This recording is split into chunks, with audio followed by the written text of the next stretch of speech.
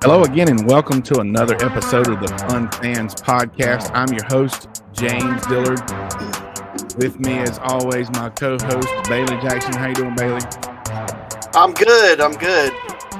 Glad to be here. Music was a little loud tonight. It was. Got getting crunk up in here. We got a great show. Got a great show. We're going to get crunk. We're going to talk about Clemson basketball, and Bailey may or may not get a little fired up. There's always more yapping, and we're going to take a Fun Fans look at the Super Bowl. That's only a week away. But first, the Fun Fans are a proud part of the Fanboys Fangirls Sports Podcasting Network. If you're a true sports fan, the Fanboys Fangirls is perfect for you. Find various nationwide podcasts and other sports media at thefanboys.com and all forms of social media. I think the Fanboys just added a network partnership with the Atlanta Falcons. So looking for nationwide sports media. We're not joking. But the Fun Fans here, we are the official podcast for Clemson fans. That's right, and we are happy to have Reuben's Food, Sports, Spirits, and Catering, the best wings around, with 2 locations in the upstate. Check them out at 1083 Batesville Road in Greer, 11028 Anderson Road in Piedmont, or look them up online at ReubenC.com. Reuben's is simply a great place to eat for all sports fans. That's right. All right, Bailey, let's get the bad news stuff out of the way. So we talked. I said a couple weeks ago, I believe that it might be a normal thing. We'll come on here every show and talk about something great with the new gymnastics team, and but they lost their last meet recently by 0.7 of a point. 0.7. So those gymnastics meets are I'm gonna act like everybody else now. Fire the coach. Fire the coach. Hashtag fire the coach. They don't win every game, every meet. Every meet. Yeah, that's right. Especially makes you mad. It was to NC State, so that just makes it worse, right? Yeah, true. Textile Bowl. And the other bad news, it was a sad sports moment this week whenever you found out Carl Weathers passed away. Good old Chubbs. Apollo. Yeah, well, Apollo Creed. It's classic. He found out you better train for that rematch. That's right. That's right. A lot of really great roles, and a great actor, and a really, really good athlete in real life as well. But anyway, all right, enough of the bad news. Let's talk about Clemson basketball, because it's full of nothing but good news.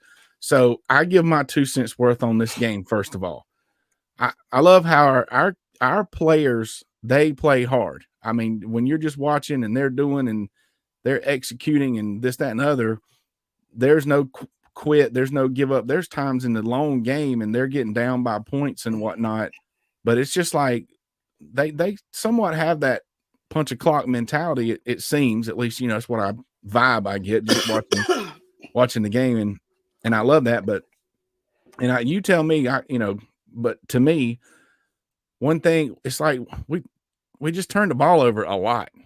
And maybe a little bit more. Everybody turns the ball over every once in a while, right? So I know it's not like football, but it seems like we turn the ball over a little too much.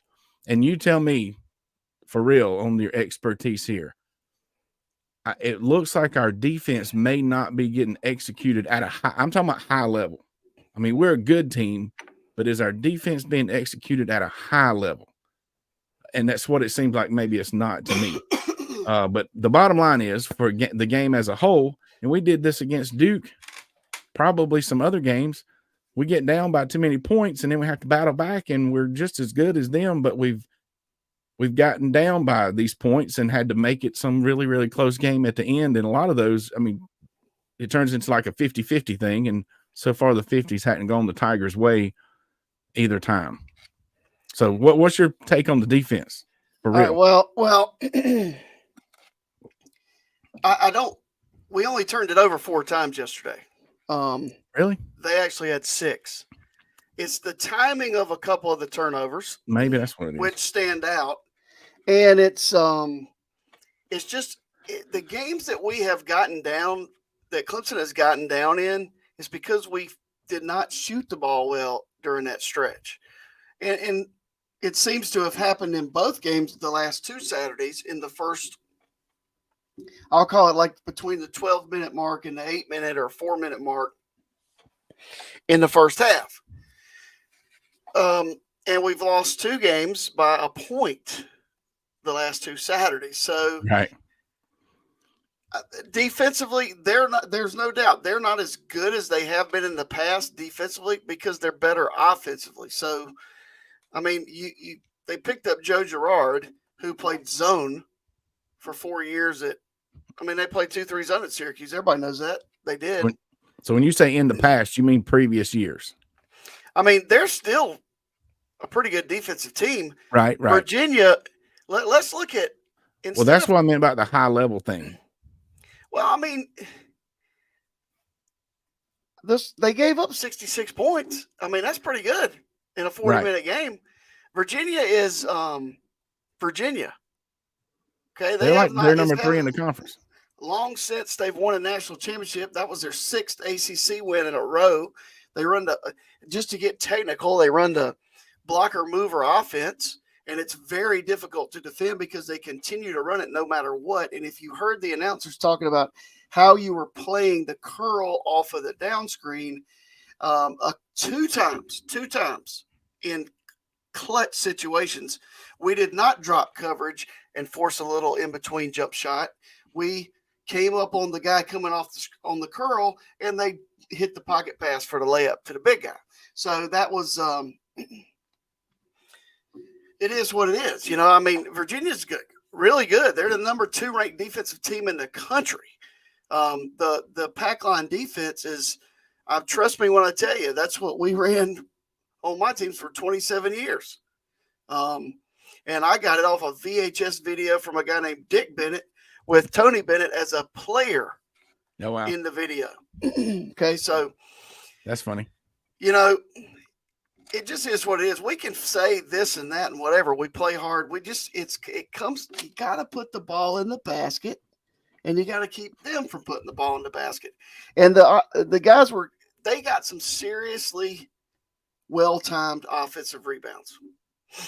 I mean, they just did. The announcers kept saying they're killing them on the glass. Okay, they've got 15 offensive rebounds.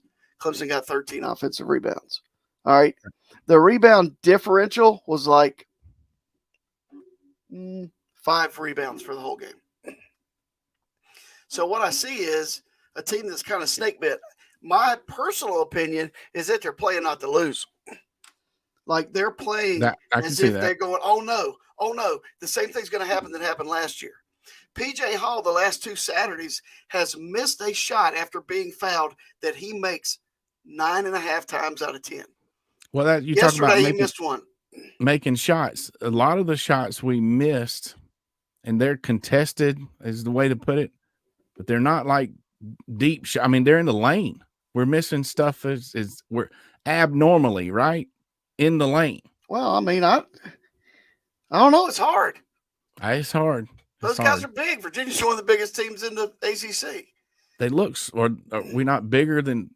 I thought that would look like one team that we were, and maybe not height, but we look bigger than them.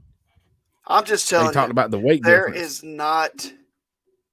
And Virginia, if I went back and I broke that game down like I would a game that I coached, Virginia didn't shoot a lot of wide open shots, and they were guarded, and they made them. So, right. I mean, it's just. It is what it is. I mean, Clemson actually did shoot, it ended up 7 out of 20 from 3. That's pretty good, 35%. But it was right.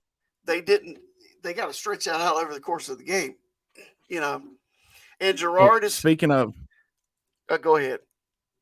Well, I was going to say, so you talked about shooting threes and PJ, and he can hit some threes, but it seemed like he would take a 3 early in the offensive possession when, I mean, he's much better and much more of an offensive threat, in the post. Once again, I'm semi-layman. It just looks, he's just firing up threes. He made those early in the year. He is a good shooter. He has not been in ACC play. So the 23% from three in ACC play. So your feeling is, like you say, your vibe relative from the beginning of the year, obviously it's the same team, but now they've gotten into the ACC play and they've got this maybe subconscious in the back of their mind playing not to lose versus playing to win. And that's kind of, I mean, it don't take much. I know that with any kid, any athlete, it don't take much. If you're not in the zone like you need to be, you're going. I'll give you. I think Chase Hunter, and I don't know Chase Hunter, and I'm just speculating. So he's made a few boneheaded moves that he hasn't made in past years. He's a really good player. Last year, he would have taken the ball and drove it straight to the rim at the end of the game. At the end of the game, Jack Clark is not the guy they said. Throw it to Jack Clark, let him shoot one at the top of the key. They said, get the ball to Chase and get to the rack. I mean, you got to touch the paint, then kick it out. Or get to the rim and get fouled. I mean, he hit a shot like that last year against, I think, Florida State or year before last, where he took it end to end in 5-6 seconds. Layup, good, game over. And that's what he should have done yesterday. You got to put it on the referees. They wouldn't have shafted us 2 weeks in a row. So and I'm not the fire the coach crowd, but along those lines, why did that not, did Chase even touch the ball? It was Gerard had the ball and was driving. Chase didn't even touch the ball. Hunter had it at the end of the game. So that was him that kicked it to the other kid at top of the key. Yeah. So why did he just too many guys in the way, right? They're children. We don't know. Yeah, who knows? You can tell kids to do one thing, and it's like we don't know. So it was. I think my guess is it looked like he thought he was about. The defender was about to draw a charge. He was driving. He was quick enough to go around that guy. Make the referees call it. That's what Duke did, even though he traveled. All right, so the bonehead plays. And kind of being in the vibe or whatever, like we're saying, or whatever the reason is, there's a balance. So I see stuff on social media, like you say, everybody's fired a coach. People talking about fire Brownell last year. And there are plenty of people that come on there and comment that, it's not his fault. They say the same things you say. The kids are in a cold spell, whatever. But I have two questions. I have three questions. The powers that be. So we all know, me and you, we're smart enough to know that the guys that are really going to make that decision, they don't make that decision until the season's over. Right. Okay. We've talked about that before. But if we're prognosticators on a podcast, the way things sit right now, is that something even they don't admit that it's on their mind, but is that something that's on the powers that be their minds that we're really going to have to do some evaluating? I mean, is the seat hot at all, or is it just a bunch of people talking on social? Well, listen, the people that talk on social media have never coached a basketball game in their life. They've never been the head coach other than their kid's church league team. So that just, as head coaches, it goes in and out, in one ear, out the other. And then they're the same ones who want to fire Dabo Swinney. Okay, let's just be real. Yeah, somebody said call Tyler from Smartburg. Yeah. Give me a break. But yes, I think if Clemson does not make the NCAA tournament, then I think they probably talk about it. Yeah. And look. So it don't matter how they play, stinks. And it's more about where they end up. And that makes sense. You can't win every game. You're going to drop these 1-point games. We need, I would love, and this I'm going to say we as fan base, we need an upset win. We're playing North Carolina Tuesday. You got a chance Tuesday night. How awesome would that be? It'd be the second time ever up there. That's how unlikely it is. The other thing from a fan standpoint is, like we kind of touched on a little bit, the beginning of the season, the wins brought us all these super high expectations. And then, it's kind of been like, hadn't really produced those. And that's, you can't help but be a little bit disappointed, but you're still pulling for them. There's, like you say, they're kids, they're Tigers, and there's still plenty of time. But the TV guys kept saying that Clemson is a projected 7 seed or whatever. Right. They were 4 2 weeks ago. And Virginia is like on the bubble. Right. So every Tuesday, Joe Lenardi comes out with his bracketology. It's all based on metrics. You're a math guy. Yeah. Clemson's wins are outstanding. But they were before Christmas. Does that not matter? It don't matter. The Gamecock win is through the roof now. That's unreal. I mean, they're playing great. Okay. And I thought they were good. So that it all goes back to this metrics thing. Now look, Clemson. Is that really what they go by, or is this just some guy? That's really what they go by. Look up kenpom.com. Okay. KENPOM. It'll give you the metrics of everything. Everything is included. And that's what the people that pick the teams go by. It's given a lot of weight. Now, everybody's talking about how the ACC is only going to get 3 or 4 teams in. I'm not buying it. Me the either. bottom of the ACC is not great, but from the middle up, there's some good teams. Yeah. I mean, there's some really good teams. Now, it's going to matter how you're playing at that time. Right then, at that time, Clemson needs to get out of this little funk. And they've won 1 time at North Carolina. It probably is not going to happen. Yeah. But there's a chance. There's always a chance. North Carolina's playing great. North Carolina's one of the best teams in the country. All right, yes. Virginia's playing great. All right, so Clemson was playing great early in the year. Teams go through these valleys and these, it's like being on a roller coaster. And everybody just gets paid to talks about it. Well, I don't get paid a whole lot to talk about it, but I'm pulling for the Tigers no matter what. So the metrics is in our favor, but so fill in the blank. Clemson must win blank more games to get in the dance. 6. And you need at least one in the ACC tournament. Is that included in the 6, or that would make 7? Let's just take a quick peek. They still have like 11 games left in the regular season. Okay.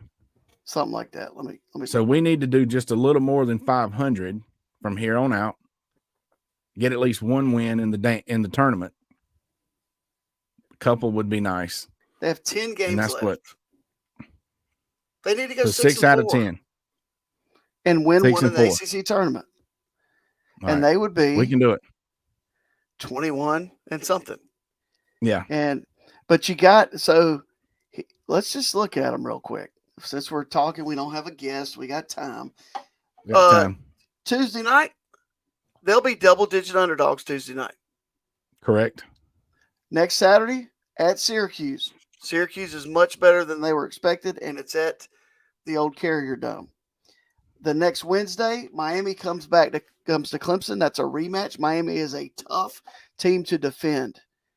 NC State at Clemson the next Saturday.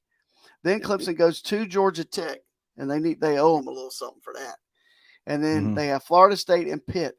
So after the North Carolina game, they're all winnable. Yeah. All right.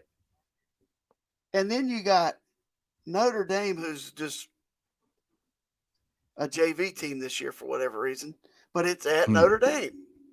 Right. And then Syracuse at home, and then at Wake Forest. Wake Forest is loaded too. Wake Forest is not playing well right now, but they have a ton of talent, and it'll be tough up there. So 6 wins out of 10. That's very doable. And 8 or 9 of those are very winnable. So just make sure we get 6 of them. Now I want to say one more thing. Little John should be a home court advantage. Little John has not been rocking and rolling like Little John used to.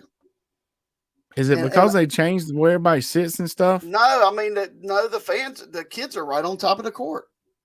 It's just not as loud as it used to be, and even you don't hear it on TV. And then when I'm there, I just don't. It's just not as loud as it used to be, and people are just kind of okay. We're at the game, Let's go, get fired up. You know what the fans need? Dubby. And I have a commercial So here we go. What's up, fun fans? James Dillard here, and I got my new shipment of Dubby Jitterless energy drinks. Want to open it here with you. Went ahead and got me shaker this time. Learned that you need to get you one of these to make sure it mixes up really good. And this time, let's see, what flavor did I get? Pushing Punch. Right there, your Jitterless energy drink at Dubby. So go to dubby.gg and enter promo code FUNFANS for 10% off, or scan this QR code and go directly via our link and get your Jitterless Dubby energy drink. Hey, Look there. Looks like you recorded that right before the show. Well, actually, yeah, I know it did, but I didn't. So we don't need to get into that. I've actually had that flavor, and it is really good. It tastes like fruit punch. So w.gg, enter promo code FUNFANS, get you 10% off, and to get Crunk and Little John. But so some other sports news. Obviously, it's Super Bowl season. Super Bowl gets a 2-week season. So next Sunday, Kansas City versus San Francisco. We're predicting a good game. I'm thinking it's going to be a good close one. You remember all those years Super Bowls or blowouts? It's been better lately. Anyway. Yeah, those are two very good teams. Yeah, I think this is going to be a good game to watch. And it's in Vegas. Raise your hand if you've been to Vegas. Raise your hand if you'd love to go to Vegas again. Vegas. Baby. And the halftime show is Usher. So what's your favorite Usher song, Bailey? I don't know. Well, we have another week to think about that. Yeah, because next Sunday is our Super Bowl special. It'll come at a special time, 4 p.m., because Super Bowl kickoff is, I believe, 6:30. And we will be broadcasting live from the Rubens Parkway. That's the Rubens here in Greer. So get ready for the Super Bowl special with the fun fans. All right, a few other just quick announcements. The Lady Tigers, we dropped that game to Virginia. Let's hold up for 1 second. All right, hold up. People, the Super Bowl episode is like the greatest episode ever. So tune in. Tell your friends about it, because we have some very special stuff planned, and I can't wait. So anyway, back to the Lady Tigers and taking out Virginia this afternoon, right? Yeah. The Lady Tigers avenged our loss by beating the Lady Cavaliers in basketball. Softball season has begun. I don't know who won between the purple and orange, but the scrimmage was today, and based on the pictures, there was a huge crowd. We love us some gymnastics, and we love us some softball up in Clemson. And the hockey team defeated Charlotte. Charlotte went down 4-1 last night to Tiger Hockey. Hopefully you have February 24th on your calendar for Clemson versus South Carolina hockey at the Bon Secours Arena. Fun fans. Yeah, maybe we should do a meet and greet. Yeah. Yeah. Yeah, that's what I'm saying. Meet the podcasters. Meet the fun fans. We'd probably have to tell them who we were when we get there. So, yeah. All right. Kind of short show today. We talked a lot about Brownell, bless his heart. I hope we keep PJ Hallwork says it's time to flip the switch, or whatever his quote was. And we all agree. So let's do it. Let's get those 7, 8, 9 out of these last 10, win more than one in the tournament, and roll us on into the spring sports season. You'll get into the dance. That'll be awesome. Speaking of the dance, we're going to do a contest this year, and we're going to give away a Dubby sampler pack to the winner. But we'll talk about that more later. Bailey, you got anything else for tonight's show? No, I'm still all in, and I'm always going to be all in. Always. Like I said last week, my love for Clemson is unconditional. Always unconditional. Hope you enjoy the show. And the team's good. They just got some work to do. They'll get it done. And, they need our support, like we talked about. They got snake bit. They do it. If the last thing to do is to whine, go in there into the arena, like Bailey says, and get crunk. So and be ready, be prepared for the Super Bowl special next Yeah. Sunday, because it's going to be, as the kids would say, it's going to be lit. Yeah. Do they still say that? All right, but thanks again for checking us out each and every Sunday and Wednesday. Don't forget to click subscribe on the Fun Fans Podcast YouTube channel, as well as your favorite podcast platform. Follow us on social media and share the show. On behalf of the Fun Fans Podcast, J Thriller Entertainment, the Fanboys Fangirls Podcast Network, and Bailey Jackson. It's going to be awesome Wednesday after the Tigers upset the Tar Heels on the road. I will be lit for sure.